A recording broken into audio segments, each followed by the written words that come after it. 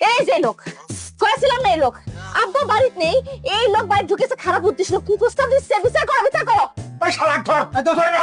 ভাই না ধরে মারতে পারলে খুব ভালো হয়, একটা গুল্লি করে দেন মরে যায়। আমি তার আব্বা জলিল মুন্সিদে জমি জমা পেয়েছে 5 লাখ টাকা দিচ্ছি, বুঝেছেন? বিদেশ যাবো ভিসার জন্য।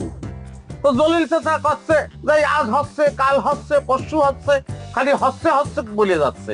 আর আমি দেখতেছি ভিসা তার মার পেটের মধ্যে রয়ে গেছে, আর হচ্ছে না, দেখছেই না। আজকে আমার বিয়েটা পর্যন্ত ভাঙিয়ে গেল। আর আমি জলিল চাচার কাছে আইছি, সে ভিসা দেবে, ভিসা নিয়ে আমি যাবো। তার আগে আমি যাচ্ছি রে ভাই, আপনারা থাকেন, অসুবিধে নেই। ওই শালা মনে হয় সত্যি সত্যি পাগল। তুমি ধরো ধরো ধরো। ওই এই এই যে ভাই, এই গলায় ধরেছি, এই গলায় ধরেছি। আমার মাতৃ আসলে আমি একটা টান দেব, মরে যাব।